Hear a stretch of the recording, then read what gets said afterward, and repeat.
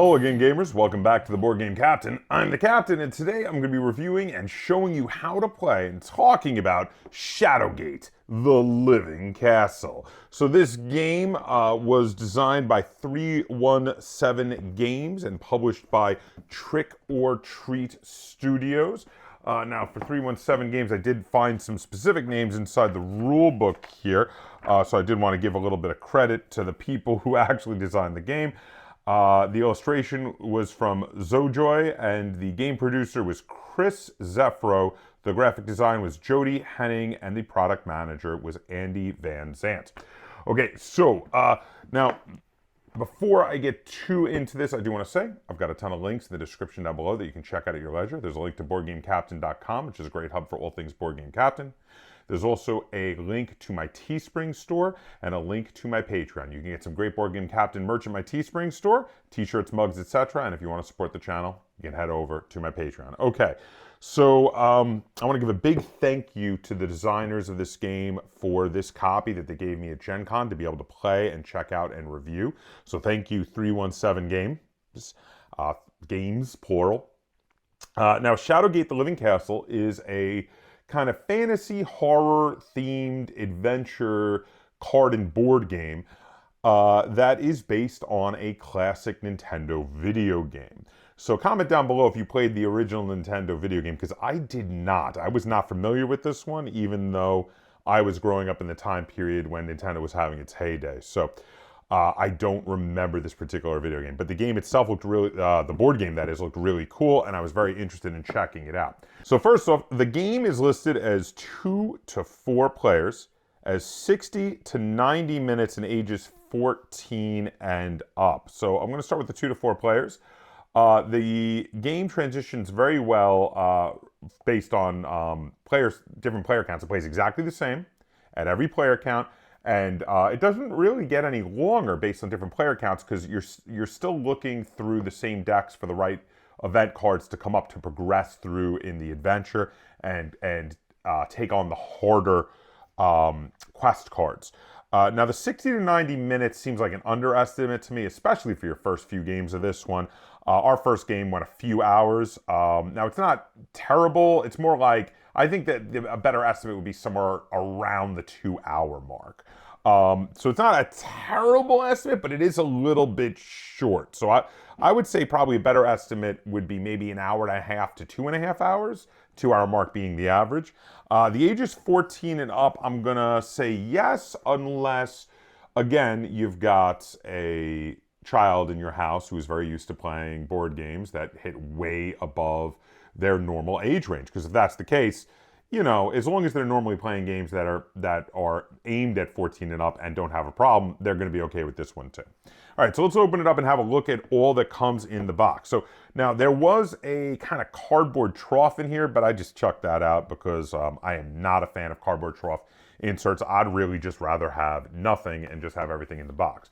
So first off, we have the rule book. Now, big thumbs up for me on the rule book. The rule book is very well done. It was very easy to read, very easy to understand. Lots of diagrams, full color. Total of about 12 pages, which includes some storyline stuff for the different characters that you can play, as well as a cheat sheet on the back. So in reality, the rules were really only about 9 pages. And you'll get through this pretty quickly and be up and playing the game. It really isn't too hard. And the rulebook is very well done. I was able to figure everything out, no problem, from a read-through on the rulebook. And like I said, the diagrams to teach you what everything is and where it is, very top-notch, very well done. Now, the next thing we have here are the player boards. So these are two-sided, which means that as someone picks a character, there will be 2 characters that the next person is not able to choose from. So that is a slight issue, but it's a minor issue. There are plenty of characters, and the characters each are asymmetrical. They have asymmetrical player powers, lots of really cool artwork for the different characters, lots of cool different abilities. I really enjoy having the variety of characters here with lots of different stuff. You'll see a couple of them out on the table in a little bit when we're actually showing you how to play the game. But I've played about 4 of the different characters now, and they're all different and have different strengths and weaknesses. And they're really cool. I really enjoy trying all the different ones. So yeah, that is really good. Next, we've got some cardboard punch-out tokens. So these ones on one side are penalties for if you get negatives to stats, and on the other side is boosts. And then these ones are simply cardboard punch-out tokens for different symbols of magic, which are based around elemental type symbols. You have ice, fire, and wind.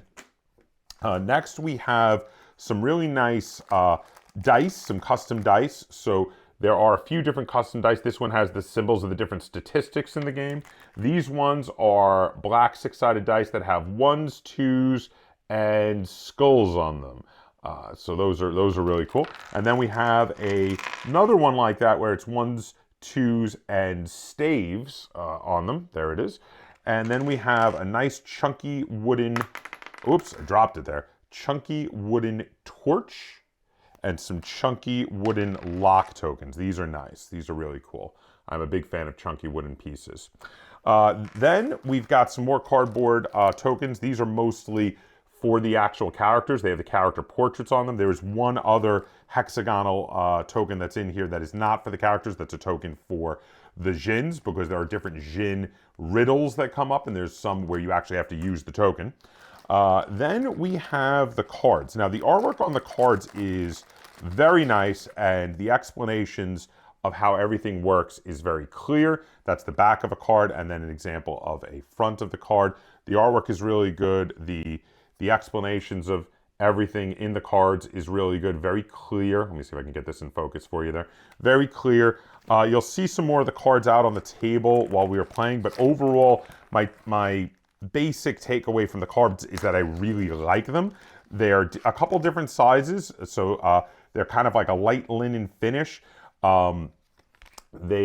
If you're going to play this game a lot, you might want to sleeve them. Some of the ones I have are taking a little bit of damage from shuffling, but it's not terrible. And overall, I really do like the artwork and the presentation of the cards. And there's quite a few cards in here for sure.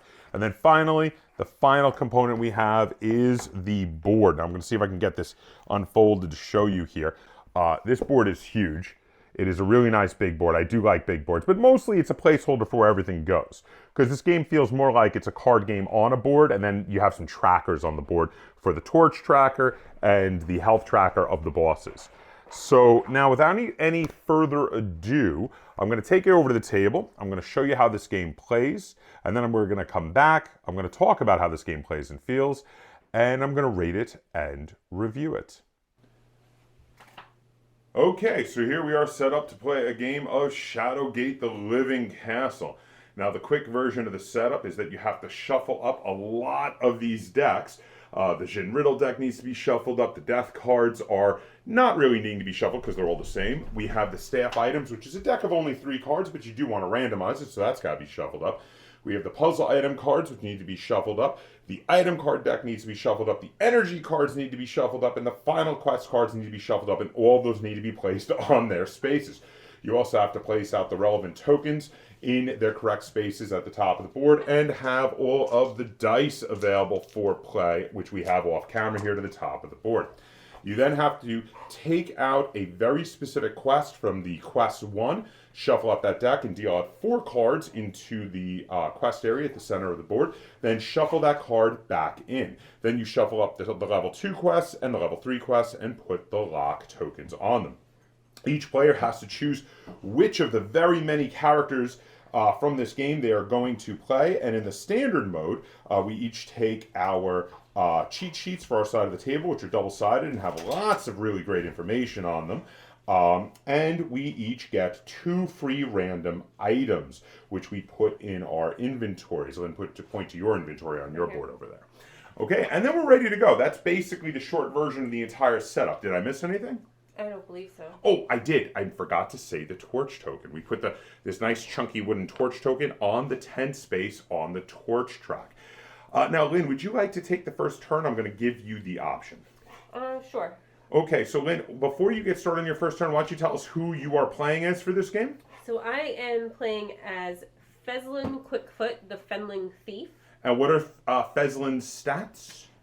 He has 1 in strength, 3 in That's resourceful. resourcefulness and 0 in mental. Okay, so he's all about his resourcefulness. And what is his standard ability that he can do every round? When drawing one or more item cards, you may cycle one of those cards once and draw a new one once per turn. Oh, so it is one of the items that he just drew, but he Yes. gets to get rid of it if he doesn't like it. That's pretty amazing. And then once he is fully equipped and unlocks his super ability, what is his super powerful ability? During your action or resolve phase, flip the token, token. You may take a non-staff item card or a random puzzle item from one other player. So he gets to steal, which is very characterful for a thief. I'll introduce my character at the beginning of my first turn. So Lynn, go ahead with your first turn. Take us through a turn. What are you going to do for each of the phases? So for my equip phase, I'm going to equip my iron buckler. Ooh, the iron buckler. Now, what's the iron buckler do again? I can discard it to prevent taking a death card. Okay, so a pretty standard armor item. Okay. I'm also going to equip biting tendrils. Ooh, is that one that gives you a stat boost? It does. It gives me +1 in mental, since I am very dumb. So that will help you with that. It will help. Now, that's also one that you can discard for as one of the tokens, basically? Yeah, I can discard it to pay for an ice magic quest cost. But right now, it's helping you to get towards fully equipped and possibly unlocking your super ability. Plus, it's giving you a point in mental acuity, so that's good. All right, so is that going to be it for your equip phase? Yes. So what are you going to do in the action phase? Nothing. I'm going to go to the quest phase. Oh, skipping right along then, eh? So, which quest are you... well, first off, for the quest phase, let's explain. The first option, you have 2 optional things you can do during the quest phase. The first thing is you can optionally cycle one of the quests that's out, that if you don't like it, you can put it to the bottom of that deck and draw a new quest. And the second thing you can do is either cycle a second one or attempt to complete one. So first off, Lynn, would you like to cycle one? I don't think so. Okay, and then are you going to then attempt to complete one? I am. Okay, I was going to say, I think I know which one you're going to go for. I'm going to attempt the Wizard's Den. Really? That was not what I thought you were going to go for at all. Okay, fair enough. Oh, because that one... Yeah, because this one you could do on a whim. I was like, true. This one's got all the finesse in it. All the, what is that one, that stat called? The resourcefulness, yeah, which is what you're all about. I thought you were going to go for that one. That's true. It makes more sense. I didn't even see that one. Oh, okay. Well, all right. Well, then in which case, what is this one called? The Shrine Alcove. So I just have 3 in resourcefulness. Now, if you didn't meet... Now, Lynn already meets the requirements of the 3 resourcefulness, and she already has that 3 resourcefulness. If she did not meet it, she could roll 2 dice to try to get it. They have 1s, 2s, and skulls. Skulls are 0 to try to meet it. But she actually fully meets it without even needing to roll, which is why that was what I was thinking you were probably going to go for. Now, with this one, it has some experience points you can earn towards winning the game. But only if you discard a card with that symbol on it with it into your completed quest area. Do you have a card like that? No. So you're not going to get any points for it, but you are going to get its normal reward of getting to draw 2 items, and of course you have that ability of getting to cycle one of them if you don't like it. So that's going to be all really cool, I think. Actually, that's going to work out really well for your character. Okay, so that goes into my completed. So why don't we flip these up one at a time and take a look at what the items are? I have a mystery solution. What does that do? Can discard it to remove a curse token. Well, that could be very useful later for sure. What's your other item we got? An ancient scroll. Ooh, that sounds fun. Discard it to add +2 mental until end of turn. So now here's a question. Are you going to hold on to both of those or are you going to cycle any of them? I think I'm going to cycle the mystery solution. All right, so that goes to the bottom of the deck, and Lynn will get to draw another card in its place. That is a really cool ability, by the way, that ability to cycle. Very nice. Ooh, I got a Tempest of Talgar, which I can discard it to pay for the air magic. Okay, so did you have anything else you wanted to do during your quest phase? No. All right, so we're going to move on to your resolve phase. Did you want to institute any trades or?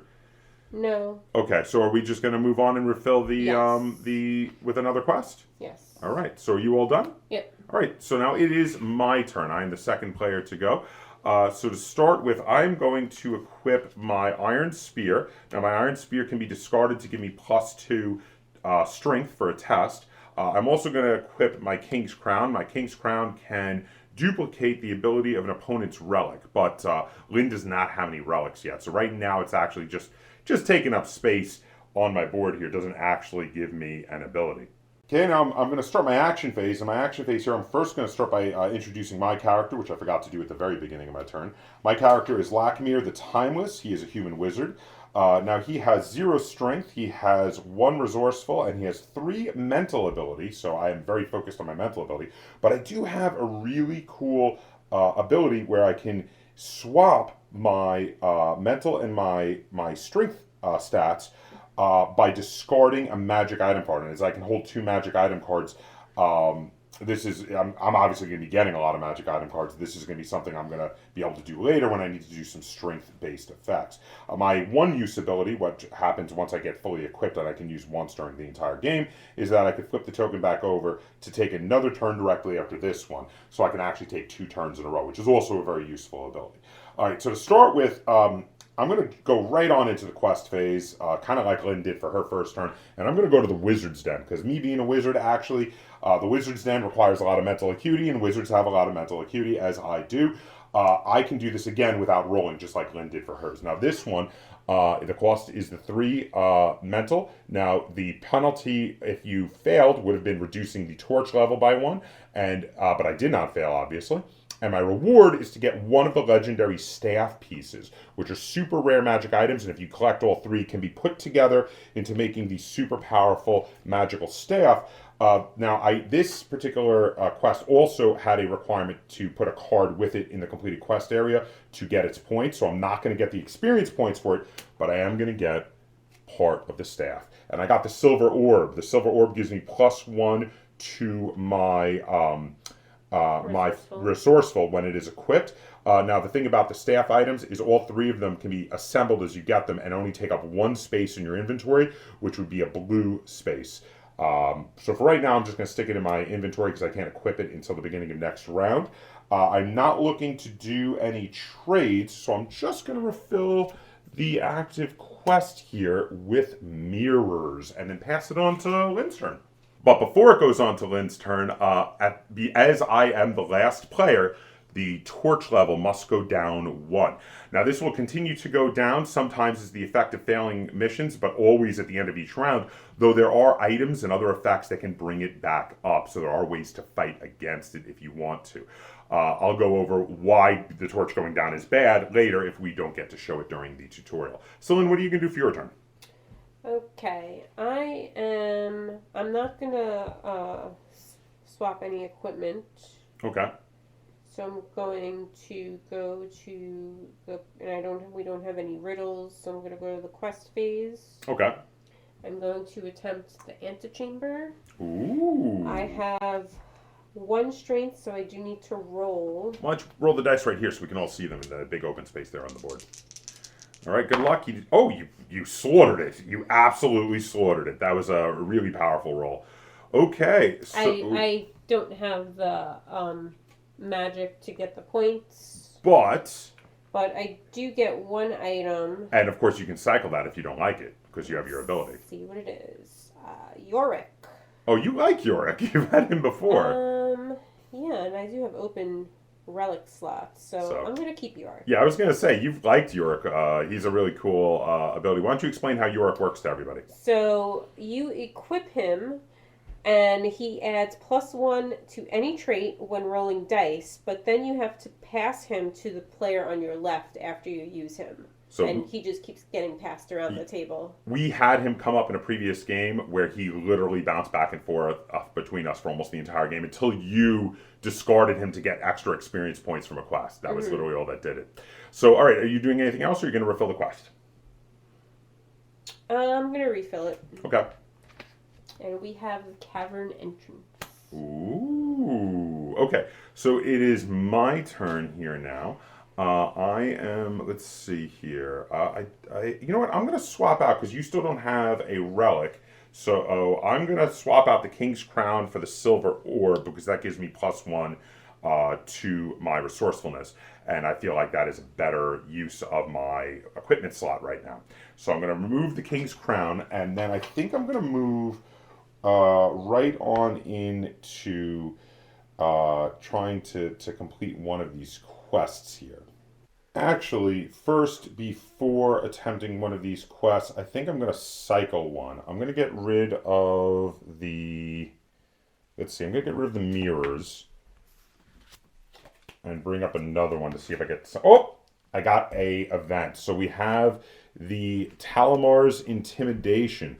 All players lose -1 to each of their base traits. Ugh, this card is removed after one full round on the same phase of the current player, which means that this is going to come. This is going to be removed after one full round, so it'll be removed on my next quest phase, which means both Lynn and I will have -1 to all of our stats until then. That was not what I wanted to happen, but it will stay there and take up the spot, and that did not help me in any way, shape, or form. So instead, being that all my stats are now less and would make a lot of these a lot harder, I'm going to go for the passage, which says either I have to discard a flame token or -2 to the torch counter. So I'm going to go -2 to the torch counter and just take this one. Now this gives 10 experience points without needing to discard anything to do it. It just gives you the 10. It also gives you a puzzle token and 1 token from the wind, a wind token. So I'm going to put this in my completed area. I'm going to take the wind token and add it over here to my inventory. And I'm going to get 1 puzzle item, which are the only items you're allowed to keep secret, so I put it face down in my inventory here. It will stay there until a puzzle quest comes up that it is required for. And I'm going to bring up the next available quest. And that's going to be it for my round's turn. So now it is Lynn's turn.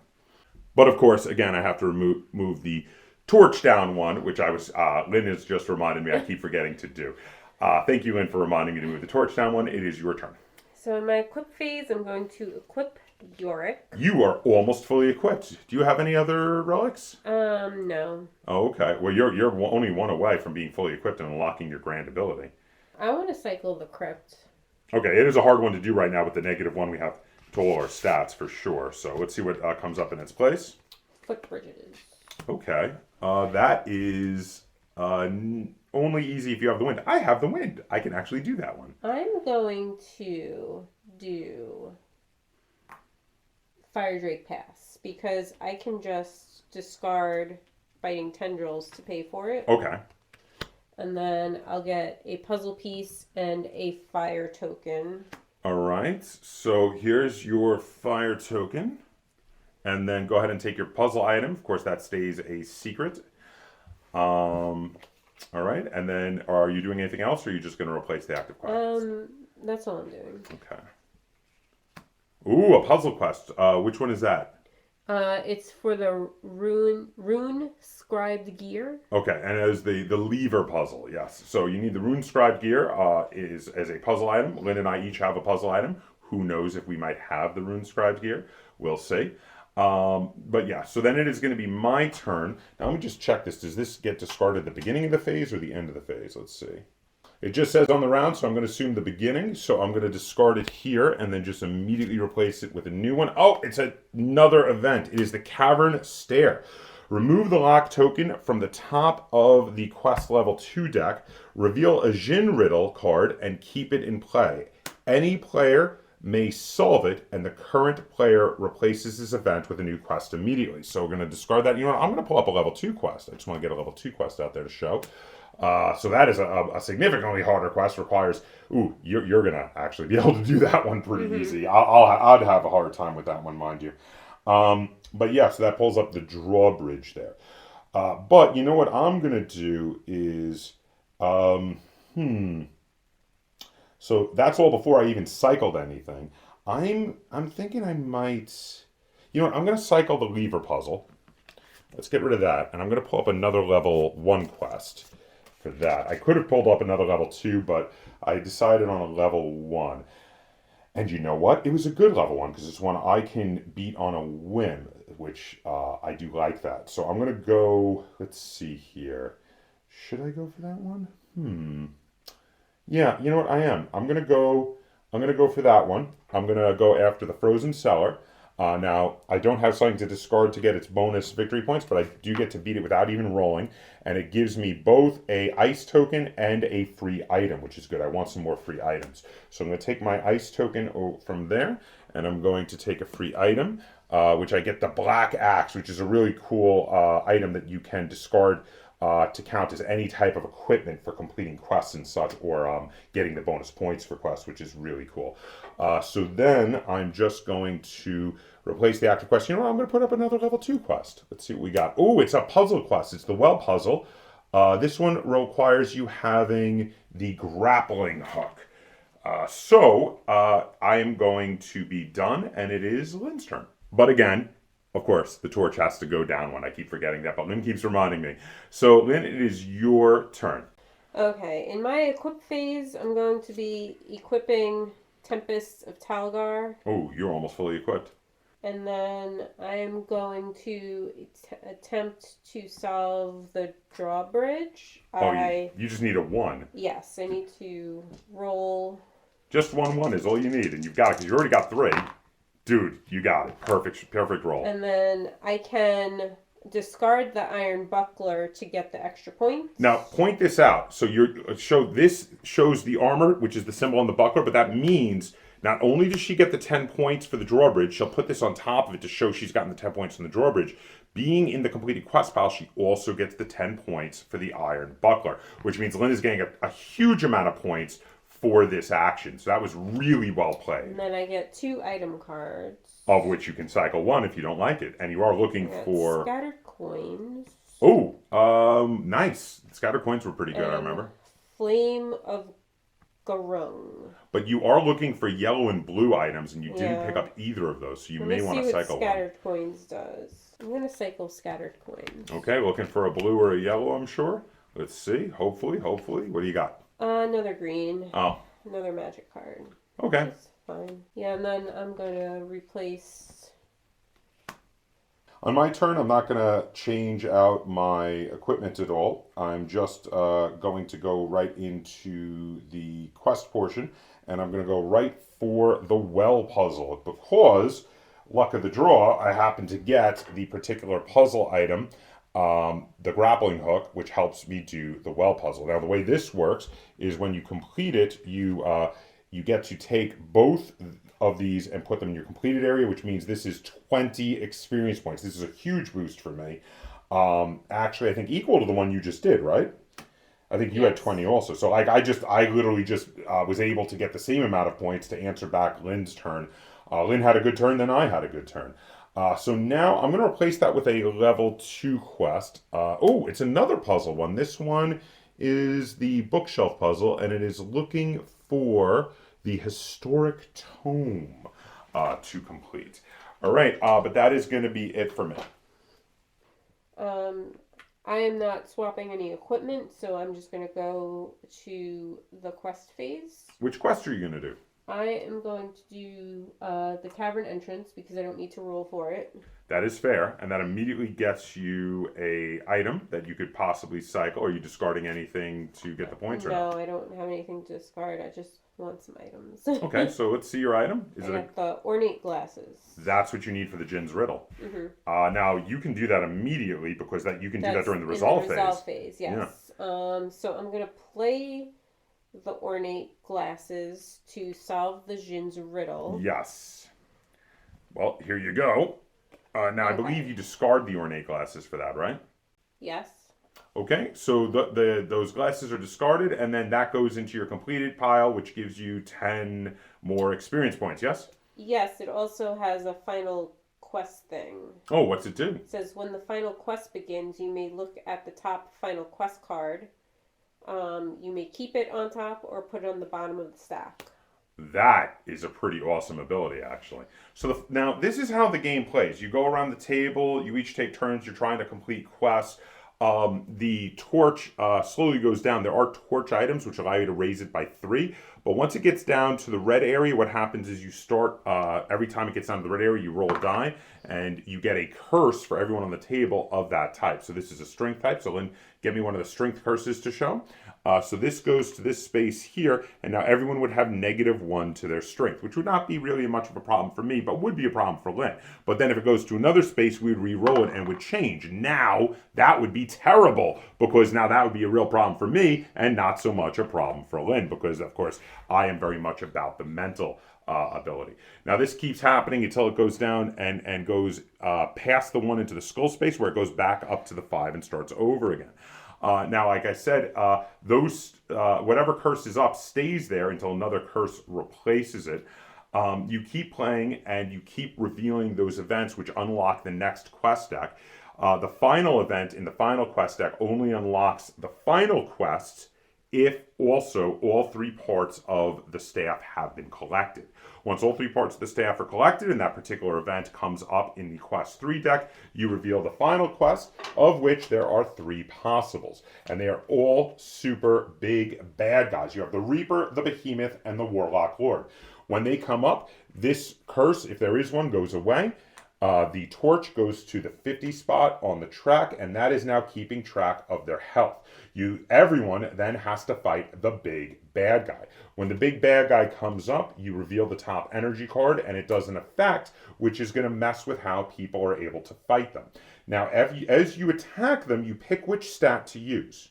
You roll the 2 black dice, add it to that particular stat, and that's how much damage you're going to do to them. If you're able to make the torch pass by or land on the red spaces, every time it does one, you take the energy card, which is going to be worth 20 points, and add it to your completed area and flip up the next energy card in its place.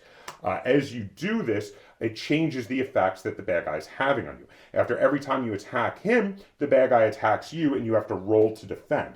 If his roll is higher than yours, you take a death card. Death cards are often also taken as a penalty for failing certain quests.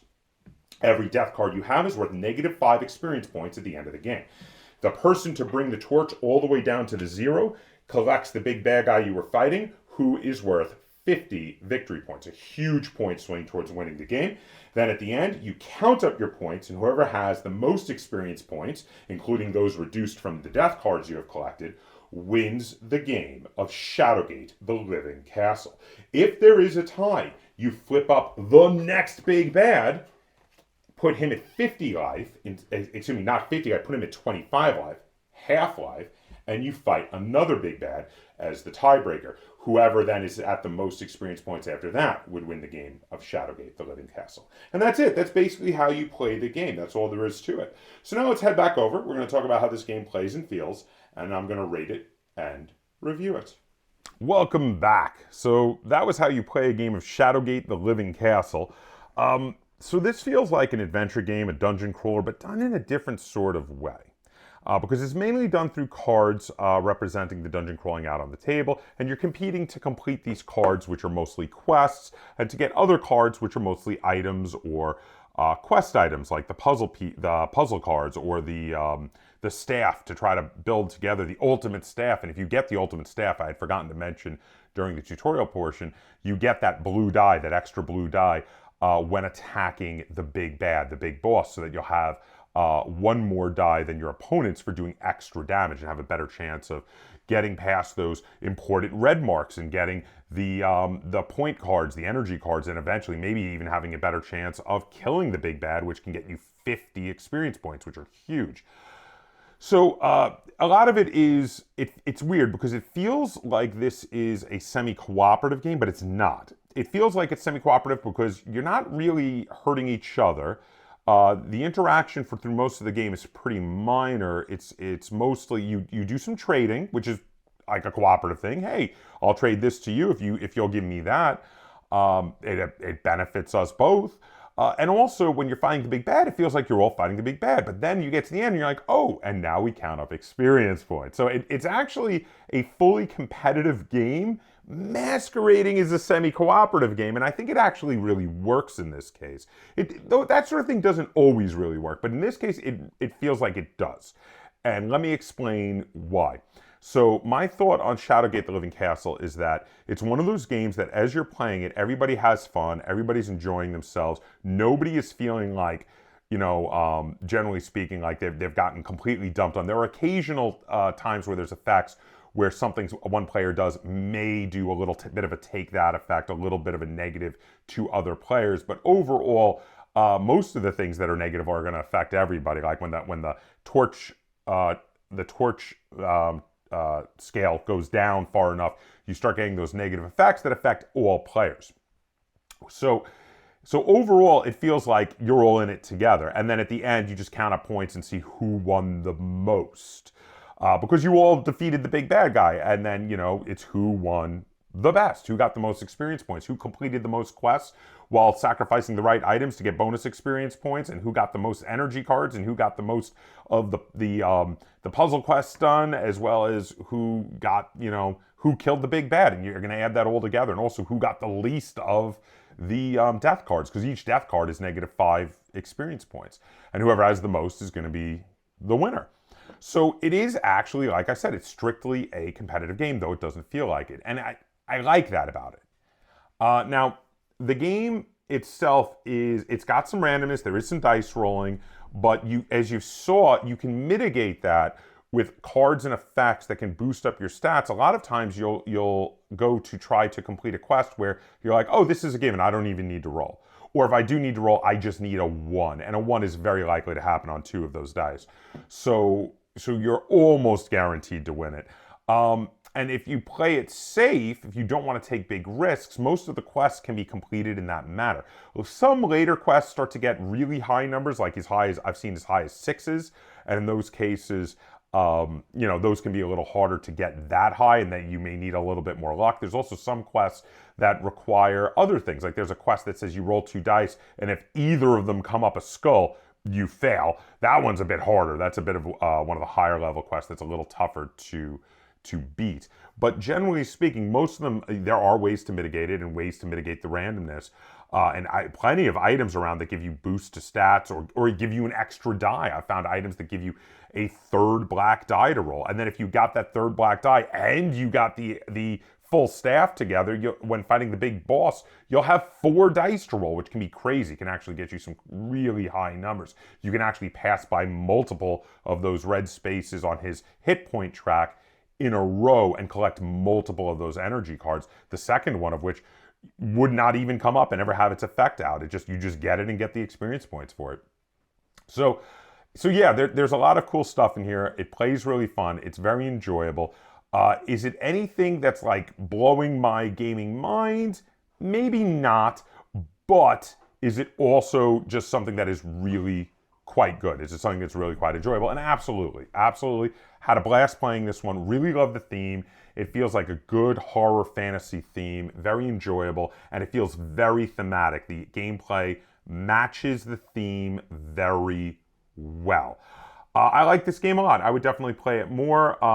My biggest gripe with it, and I didn't even go over negatives first because there actually have so few, but my biggest gripe with it is just that sometimes it does feel like it may overstay its welcome for what it is, because it's not very heavy. This is more of like a medium weight game, and it does go a couple hours, so it can occasionally feel like it's overstaying its welcome somewhat.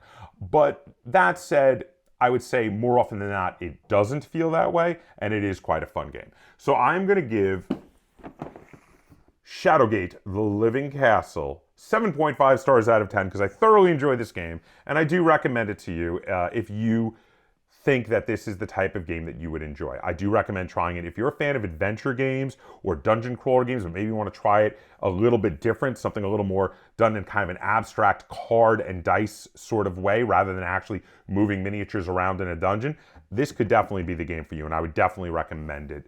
I would definitely recommend you check it out. So there you go. Let me know what you think of this review and tutorial in the comments down below. If you have any questions, comments, or concerns, either on this video or on the game Shadowgate: The Living Castle, feel free to put them in the comments down below. And if you have played Shadowgate: The Living Castle, let me know what you thought of it down there. If you enjoyed this video and you'd like to see me do more like it, be sure to give it a like, share it on all forms of social media, and if you haven't already, please subscribe to the Board Game Captain. That's Captain spelled with a K on YouTube. And until next time, game on.